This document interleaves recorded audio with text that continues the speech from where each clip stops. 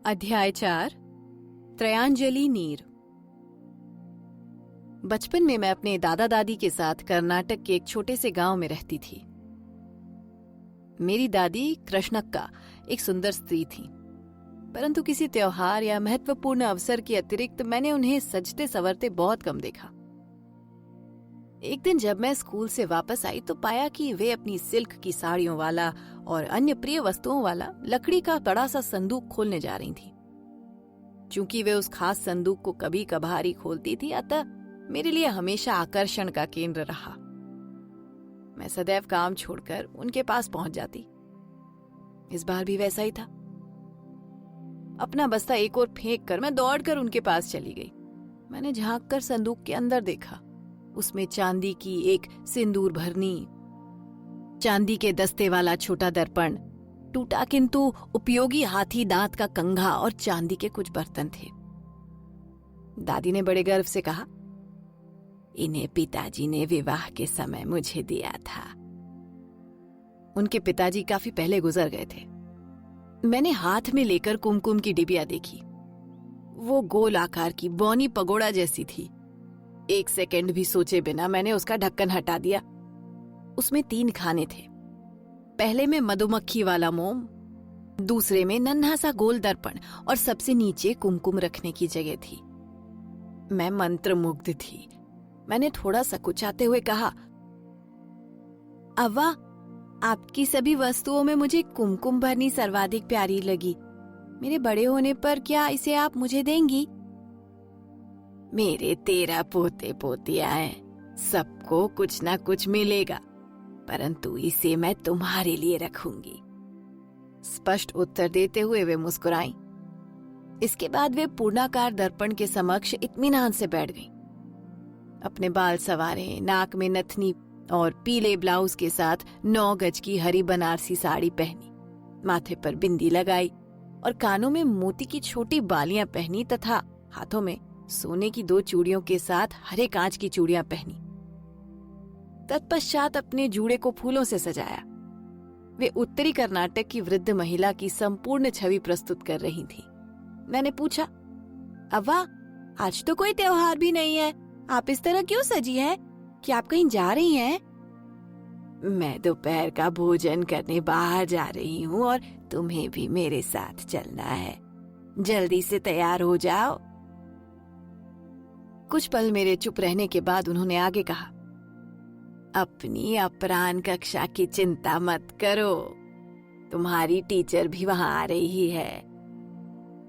एक ग्रामीण स्कूल में इस प्रकार का तालमेल सामान्य नहीं है। कभी कभी हम सप्ताह के मध्य 1 दिन का अवकाश ले लेते हैं और उसकी प्रतिपूर्ति रविवार को अवकाश न लेकर कर देते हैं। चीजें बड़ी तरल एवं जीवन अत्यंत सरल था, परंतु मैं ऐसी कली थी जो अपने ही वन में पुष्प बन रही थी। मुझे दोबारा कहने की आवश्यकता नहीं पड़ी। मैं लंच पार्टी में शामिल होने के विचार से ही प्रसन्न थी, अतः कपड़े बदलने दौड़ पड़ी। उन दिनों भी मैंने तैयार होने में कुछ मिनट से अधिक कभी नहीं लगाया। अब वह आमतौर पर बातूनी औरत नहीं थी, परंतु उस दिन वे अच्छे मूड में थी, क्योंकि मेरे दादाजी उनके साथ ऐसे कार्यक्रमों में जाने के इच्छुक नहीं होते थे। उन्होंने अपने पति से कहा, आज मैं लंच करने इंदिरा के घर जा रही हूँ। मैंने आपका खाना केले के पत्ते में ढक कर रख दिया, जितनी जल्दी हो सके उसे खा लेना। अपने दादाजी को मैं प्यार से शिगांव काका पुकारती थी। उन्होंने सिर हिलाया और अखबार पढ़ने लगे। मिनटों के अंदर हम इंदिरा अज्जी के घर की ओर पैदल चल पड़े। मैंने पूछा, आज क्या अवसर है? मेरी सहेली इंदिरा वाराणसी से वापस आई है और हम सबको लंच पर आमंत्रित किया है। इस अद्भुत उत्सव को काशी समाराधने कहा जाता है। वो क्या है? यदि इंदिरा अज्जी किसी यात्रा से लौटी है तो हम उसका उत्सव क्यों मना रहे? क्या ये हुबली या गडाक जाकर वापस आने जैसा नहीं है? तब तो हम कोई पार्टी या उत्सव नहीं मनाते। अव्वा शर्माई, काशी और हुबली जाने में भारी अंतर है। काशी पृथ्वी पर सर्वाधिक पवित्र स्थान है, वहां गंगा जी बहती है। ऐसा माना जाता है कि देवों के देव भगवान विश्वनाथ वहां निवास करते हैं और सबको वरदान देते हैं। पृथ्वी ग्रह पर वो उनका पसंदीदा स्थान है। वहां स्नान करने के 80 घाट हैं। नगर में संस्कृत के हजारों विद्वान रहते हैं। जो साड़ी मैं आज पहने हुए हूँ, इसे बनारसी साड़ी कहते हैं। यदि तुम्हें उपहार के रूप में ऐसी साड़ी मिले तो सौभाग्यशाली समझना, क्योंकि ये काशी की पवित्र धरती से आई है। मैं उनसे पूर्ण रूप से सहमत नहीं थी। मैं समारोह में अच्छी अच्छी चीजें खाने की तीव्र इच्छा के बावजूद इस प्रश्न पर बनी रही कि इस प्रकार का लंच क्यों आयोजित किया गया। इस बात से कोई फर्क नहीं पड़ता कि आप कितने धनी या समर्पित हैं। काशी जाना सरल नहीं है। वहां जाने और वापस आने की यात्रा अत्यंत दुष्कर है। आपको अनेक ट्रेनों और बसों से जाना होगा। पहली बात ये कि वहां के लोग भिन्न भाषा बोलते हैं, जिसे हिंदी कहते हैं। दूसरा, वहां हमारा कोई रिश्तेदार नहीं होता जिसके यहाँ हम ठहर सके या उनसे मार्गदर्शन प्राप्त कर सके। तीसरा, शीतकाल में वहां इतनी अधिक सर्दी होती है कि आप जमती गंगा में अपने पांव नहीं रख सकते। चौथी, ग्रीष्म काल में गर्मी धरती को इतना अधिक तपा देती है कि आप पूजा के लिए नंगे पांव चल भी नहीं सकते। पांचवी, यदि वहां के स्थानीय लोगों को मालूम हो जाए कि हम लोग बाहरी हैं, तो अक्सर वे हमें ठगने की कोशिश करते हैं। ऐसी किंवदंतियां भी हैं जो लोग वहां जाकर वापस नहीं लौटते। अतः जब कोई काशी से लौटता है तो हम उसे सौभाग्यशाली समझते हैं। यही कारण है कि वे हमें दावत देते हैं और हम उपहारों का आदान प्रदान करते हैं। मैंने व्यग्रता से पूछा, अव्वा, आप उन्हें क्या देने जा रही हैं? अव्वा ने अपना बैग खोला। उसके अंदर ढेर सारे फल और फूलों के अतिरिक्त एक सूती साड़ी थी। और वे हमें क्या देंगी? हमें काशी का धागा और थोड़ा गंगा जल मिलेगा। ये दोनों ही मूल्यवान है। अपनी कलाई या गले में पहनो। भगवान कठिनाइयों से तुम्हारी प्रतिदिन रक्षा करेंगे। ये तो सचमुच अच्छी खबर है। मुझे अपनी आने वाली परीक्षाओं में पास होने के लिए सभी प्रकार की सुरक्षा की आवश्यकता थी। मेरी मुस्कान की गलत व्याख्या करते हुए अव्वा ने कहा, तुम भाग्यशाली हो कि उसे इतनी छोटी आयु में प्राप्त करोगी। काशी का धागा देखने में कैसा है? दादी ने बताया, वो साधारण गांठों वाला काला धागा है। काशी की सुरक्षा भगवान शिव के महान एवं निष्ठावान सेवक भैरवनाथ करते हैं। यदि तुम काशी जाने के बाद काल भैरव मंदिर के दर्शन न करो तो तुम्हारी यात्रा अपूर्ण मानी जाएगी। वहीं पर तुम्हें काशी धागा मिलेगा जिसे भैरवनाथ के नाम पर पहनना होगा ताकि वे तुम्हारी रक्षा करें।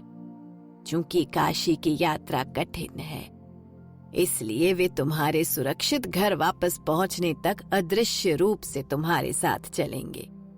उसके पश्चात वे अन्य श्रद्धालु की सहायता करने वापस लौट जाते हैं।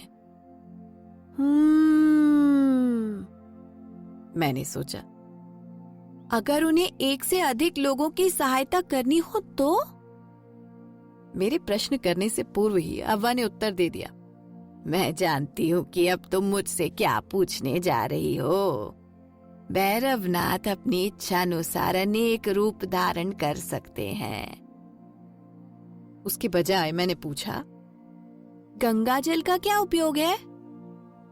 उन्होंने मेरे सिर पर प्यार से थपकी देकर कहा, अरे मूर्ख लड़की, अब मैं तुझे कैसे बताऊं कि पवित्र गंगा जल का क्या उपयोग है। गंगा हमारे देश का जीवन है। हर कोई पवित्र गंगा जल का पान करना चाहता है, परंतु दक्षिण भारत में रहने वाले हम जैसे लोगों के लिए ये संभव नहीं है। इसलिए हम पवित्र गंगा जल संभाल कर रखते हैं और व्यक्ति के अंतिम समय में उसके मुख में कुछ बूंदे डाल देते हैं ताकि वो स्वर्ग जा सके। मैंने पूछा, अव्वा, अगर काशी इतना महत्वपूर्ण है और आपका अत्यंत विश्वास भी है तो आप और काका वहां अवश्य जाइए, मैं भी आपके साथ चलूंगी। अव्वा विचारमान हो गई। उन्होंने कहा, मैं कर्नाटक के बाहर कभी नहीं गई। तुम जानती हो कि अक्का एवं मैं यात्रा करते समय कुछ भी खाने से परहेज करते हैं और काशी जाने में कम से कम 10 दिन लगते हैं। इससे अच्छा तो ये है कि हम समूह में यात्रा करें, क्योंकि हमें वहाँ की स्थानीय भाषा नहीं आती। यहाँ ऐसा समूह बना पाना कठिन है और हम बूढ़े भी हो रहे हैं। हम रास्ते में बीमार होकर समूह पर भार नहीं बनना चाहते। अतः मेरे लिए काशी जाना एक स्वप्न ही बना रहेगा। परंतु मैं प्रसन्न हूँ कि इंदिरा अपने रिश्तेदारों के साथ वहां हो आई है। उसके घर जाकर मैं कम से कम उससे मिल तो लूंगी और उसकी कहानियां भी सुन लूंगी। उस समय मैं नहीं समझ पाई कि अव्वा के मन में उस पवित्र स्थान के प्रति इतनी श्रद्धा क्यों थी। शीघ्र ही हम इंदिरा अज्जी के घर पहुंच गए। वहां का संपूर्ण वातावरण उत्सवीय था। केले के पत्ते और तने द्वार के किनारों पर बंधे थे। हर जगह फूलों की सजावट की गई थी। प्रवेश द्वार पर फर्श पर रंगोली सजाई गई थी। मैंने अपनी सहेलियों को खुशी से इधर उधर भागते देखा। मेरी टीचर सभी अतिथियों और बच्चों को शरबत दे रही थी। एक और फूलों से सजी मेज पर गंगा जल से भरे 50 बर्तन रखे हुए थे। सभी मटकियों के गले पर काला धागा बंधा हुआ था। सभी थालियों के समीप केले का एक पत्ता रखा हुआ था। यद्यपि कोई वहां बैठा नहीं था। मेरा मन पत्ते पर रखी मिठाइयों की संख्या गिनने दौड़ गया। अव्वा और मैंने मुख्य कक्ष में प्रवेश किया। चूंकि मेरी दादी वहां सबसे बड़ी और लोकप्रिय महिला थी, उन्हें वहां देखकर लोग अत्यंत प्रसन्न हुए। अव्वा इंदिरा अज्जी की ओर मुड़ी और बोली, तुम बड़ी भाग्यवान हो कि तुमने काशी यात्रा की, गंगा जी में स्नान किया और पूर्ण गौरव के साथ भगवान विश्वनाथ के दर्शन किए। इंदिरा अज्जी ने सौम्य मुस्कान के साथ हम दोनों को बैठने का आमंत्रण दिया। लोग उनके अधिकाधिक संस्मरण सुनने हेतु उनके आसपास एकत्र हो गए। किसी ने पूछा, आप प्रसिद्ध अन्नपूर्णा मंदिर के विषय में क्या सोचती हैं? उन्होंने उत्तर दिया, वो सुंदर था। भगवान विश्वनाथ के मंदिर से ठीक पहले स्थित है। वो एकमात्र मंदिर है जिसके विषय में माना जाता है कि भगवान शिव वहां अपना भिक्षा पत्र लेकर अपनी पत्नी से भोजन एवं भिक्षा मांगते हैं। कहा जाता है कि वे कुछ विशेष दिवसों पर मंदिर में दिखाई देते हैं। लोगों ने अधिक प्रश्न करना शुरू कर दिया तो मैं ऊबने लगी। मैंने दादी को धीरे से कोनी मारी। जो ही वो मेरी ओर मुड़ी, मैंने केले के पत्ते की ओर संकेत करते हुए पूछा, अव्वा, वहां लंच के लिए कोई बैठ क्यों नहीं रहा? मुझे भूख लगी है, क्या मैं जाकर खाना खा सकती हूँ? इस विषय में सोचो भी मत। वो भोजन भैरवनाथ के लिए है। उन्हें बहुत सारा काम करके जल्दी वापस भी जाना है, परंतु तुम चाहो तो उनसे प्रार्थना कर सकती हो।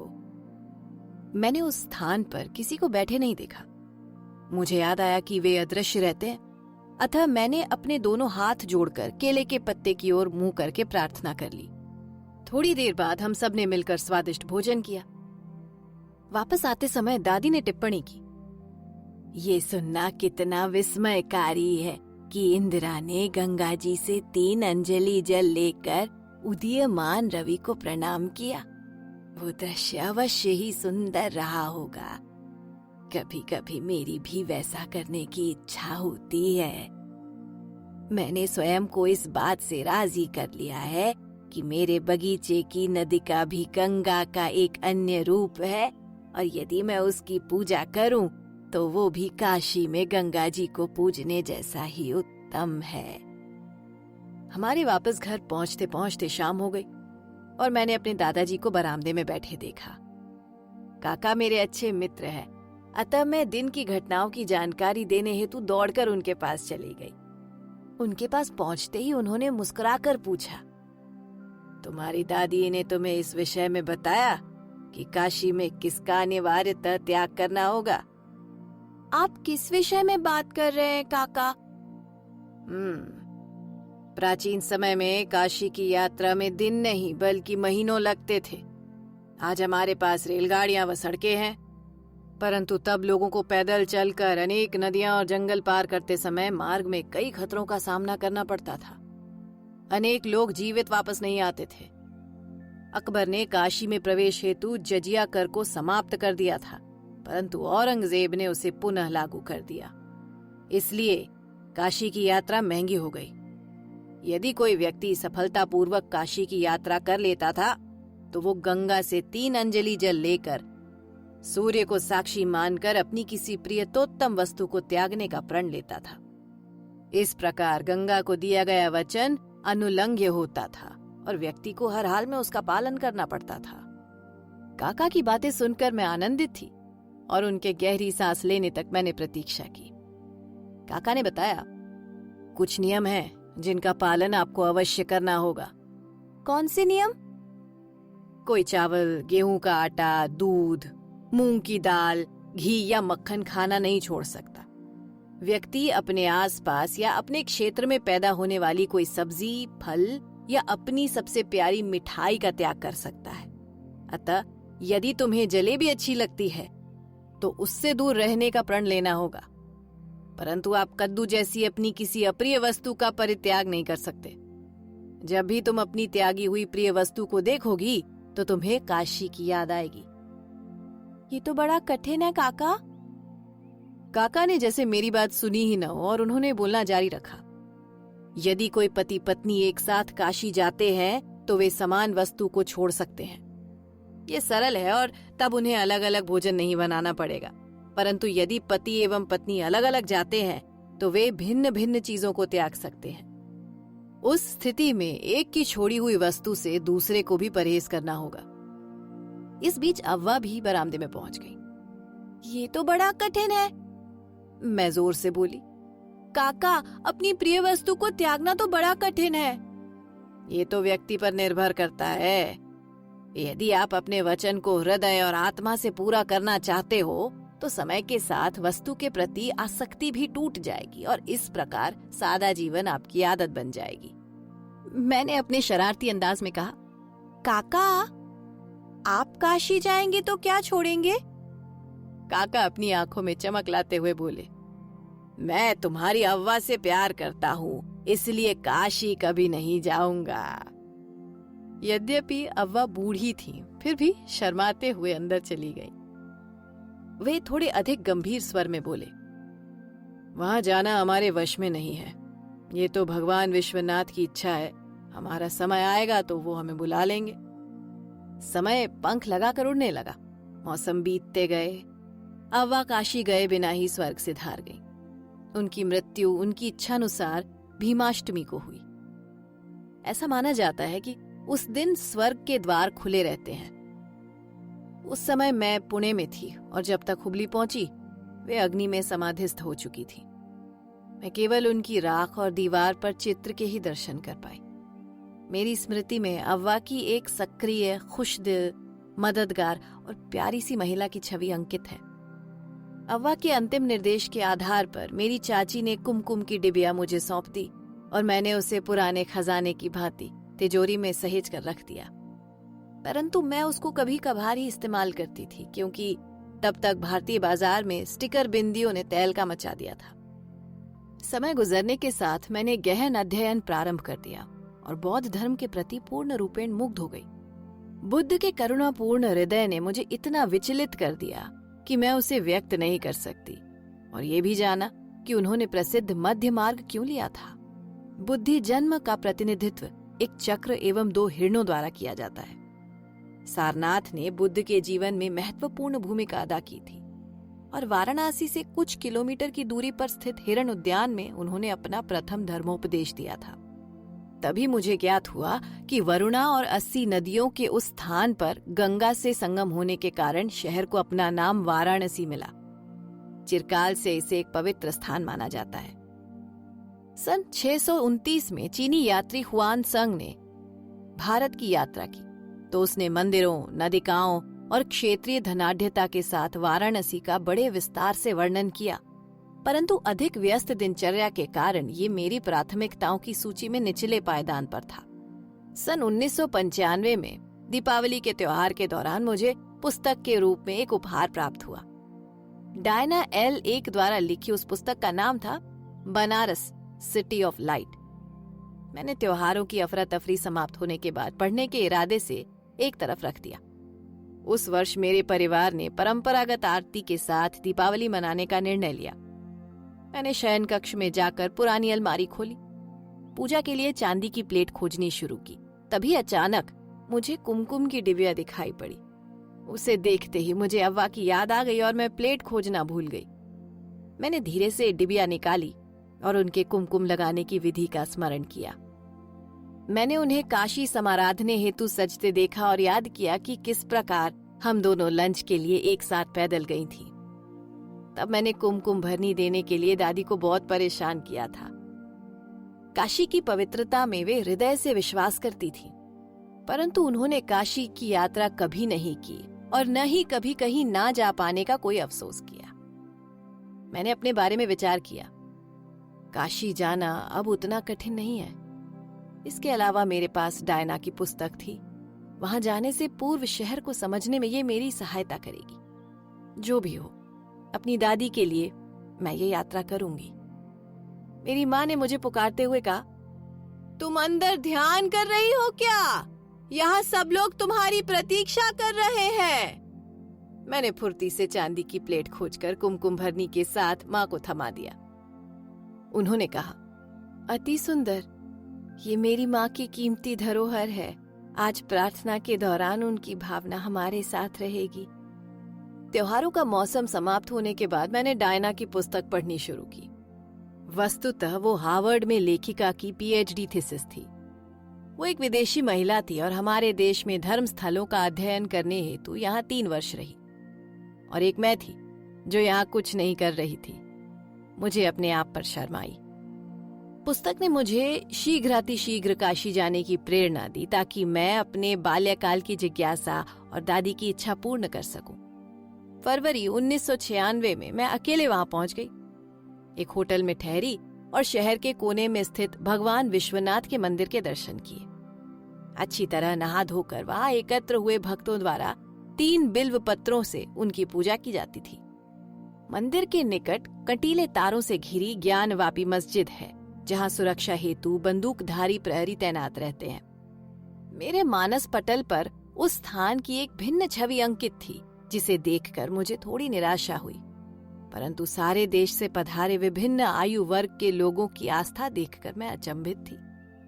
मंदिर में भगवान विश्वनाथ के दर्शन के बाद मैं मणिकर्णिका घाट देखने गई, जहां असंख्य शवों का प्रतिदिन अंतिम संस्कार किया जाता है। बढ़ती साक्षरता एवं बदलती संस्कृति के बावजूद लोगों का दृढ़ विश्वास है कि काशी में मृत्यु होने से स्वर्ग प्राप्त होता है। मैंने कुछ और घाटों की यात्रा भी की और उस पवित्र नगर की गंदगी देखकर दंग रह गई। मैं पंडित मदन मोहन मालवीय के एकल प्रयासों से स्थापित बनारस हिंदू विश्वविद्यालय देखने भी गई और हिंदुस्तानी रागों को मनमोहक चित्रों के माध्यम से प्रस्तुत करने वाले सुंदर संग्रहालय देखे। मैंने अन्नपूर्णा देवी, भैरवनाथ, संकटमोचन के नाम से प्रसिद्ध हनुमान मंदिर, जहां भक्तों से अधिक मंदिरों की संख्या रहती है, सहित छोटे बड़े अगणित मंदिरों की पैदल यात्रा की। यद्यपि मेरे आसपास बहुतायत में काले धागे बिक रहे थे, परंतु विश्वास न होने के कारण मैंने एक भी नहीं खरीदा। पवित्र गंगा जल विभिन्न आकृति एवं आकारों में प्रचुर मात्रा में बिक्री हेतु उपलब्ध था। आज भी उसे पवित्र ही माना जाता है। काशी की छोटी गलियों में मैं उद्देश्यहीन परंतु प्रसन्न होकर घूमी। सुंदर दृश्यों एवं मोहक साड़ियों ने मुझे अपनी ओर आकर्षित किया। भव्य बनारसी साड़ी ग्रीक, रोमन और भारतीय बुनावट की अद्भुत खोज है। मैं जब भी विदेश जाती हूँ, मेरी भेंट ऐसे लोगों से होती है जो बॉर्डर, कीमती जरी एवं पल्लू देखकर खुश होते हैं। जो भी उसे पहनता है उसकी राजसी छवि दृष्टिगोचर होती है। अद्भुत बनारसी साड़ियां काशी का गौरव है, जो वर्षों से परिवर्तित होते रहने के बावजूद आज भी आकर्षक बनी हुई हैं। मैंने भी अपने लिए सायंकाल में पहनने के लिए उपयुक्त एक खाकी चमकीली एवं अव्वा की तरह गहरे हरे रंग की बनारसी साड़ी खरीदने की योजना बनाई। विक्रेताओं ने मुझे एवं अन्य राहगीरों को आवाज दी। साड़ी की खरीदारी मुझे अत्यंत प्रिय है, परंतु तभी मैंने अपना इरादा बदल दिया। मैंने सोचा, ऐसी भी क्या जल्दी है, कल कुछ अधिक साड़ियां देखकर खरीद लूंगी। अतः मैं छोटी मोटी खरीदारी करने निकल गई।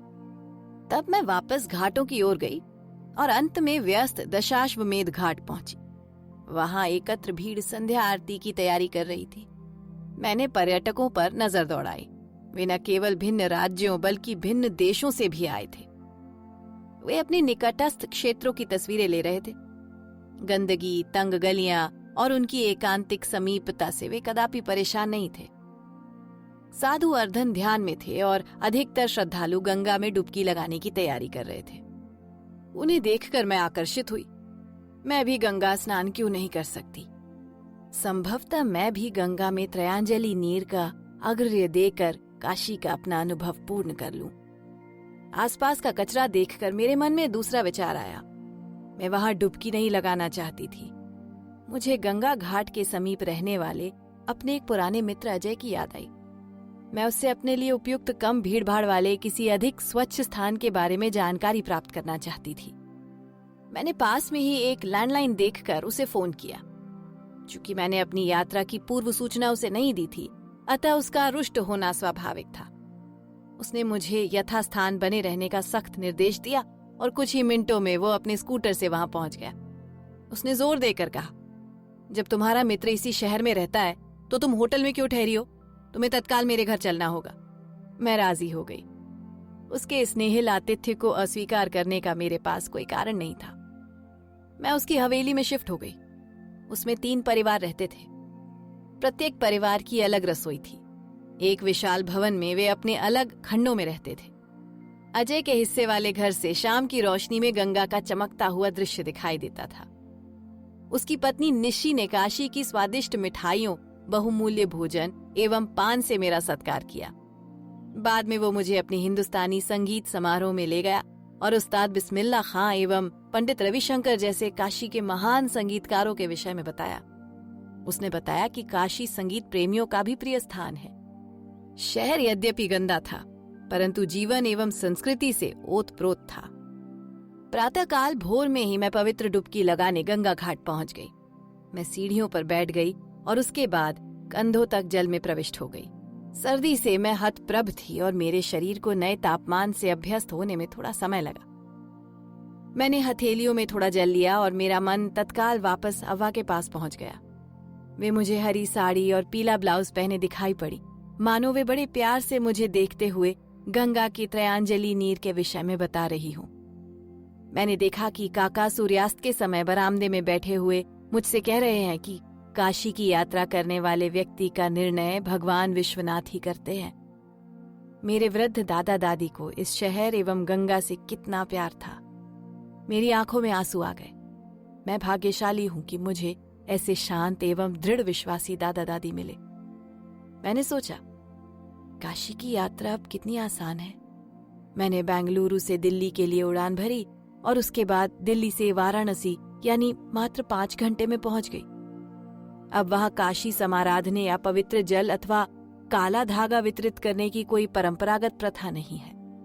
उसके लिए किसी के पास न तो समय है और न ही झुकाव।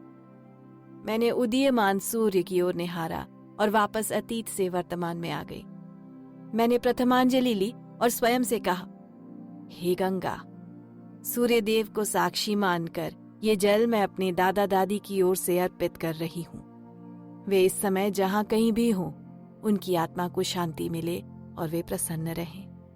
मैंने राहत महसूस की और अपने दादा दादी की इच्छा पूर्ण की, यद्यपि उन्होंने वैसा करने के लिए कभी नहीं कहा। तब मैंने द्वितीयांजलि में पुनः जल लिया और सस्वर बोली, हे गंगा, सूर्यदेव को साक्षी मानकर मैं कहती हूँ कि आप हमारे देश की जीवन रेखा हैं। आपने अपने तट पर अनेक साम्राज्यों का उत्थान एवं पतन देखा है। इस धरती पर जन्म लेने हेतु मैं गौरवान्वित एवं कृतज्ञ हूँ। आप निरंतर समृद्ध हों। आपकी सेवा में अर्पित करने हेतु मेरे पास इस अंजलि भर जल के अतिरिक्त कुछ भी नहीं। तृतीयांजलि में मैंने अपने दादा के शब्दों का स्मरण किया, अपनी प्रिय वस्तु का त्याग कर दो। मुझे स्वयं को किस चीज से अलग करना चाहिए? मैं चकित थी। मुझे जीवन, रंगों, आकृतियों, प्रकृति, संगीत, कला, अध्ययन, खरीदारी, विशेषतया साड़ियों की से अधिक प्यार था। मटियाले रंगों का मेरा चयन लोकप्रिय था और कई वर्षों से साड़ियों के डिजाइन में बदलाव देखना मुझे प्रिय था। यदि काशी जानना चाहती है कि मैं किसे सर्वाधिक प्यार करती हूं, तो हे गंगा, सूर्यदेव को साक्षी मानकर अन्न, दवाइयां, यात्रा, पुस्तकें एवं संगीत जैसी आवश्यक चीजों को छोड़कर अन्य समस्त प्रकार की खरीदारी का आज से मैं परित्याग करती हूँ। मैं अपने जीवन की अंतिम सांस तक इसे पूर्ण करूंगी, कहकर मैंने अनुष्ठान पूर्ण किया और धीरे से अपनी हथेलियों का जल वापस गंगा में प्रवाहित कर दिया। मुझे महसूस हुआ कि जैसे मेरे दादाजी यहीं कहीं अभी अभी मुस्कुराए हों। कुछ मिनट बाद मैं जल से बाहर निकल तौलिया लपेटकर सीढ़ियों पर बैठ गई।